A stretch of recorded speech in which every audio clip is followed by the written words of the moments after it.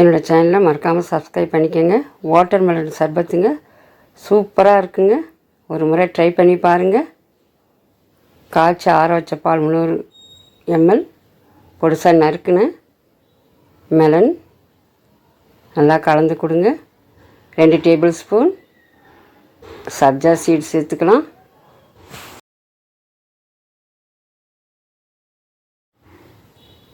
Mellon juice சேர்த்துக்கலாம். 3 table spoon sugar சேர்த்து நல்லா கலந்து கொடுங்க.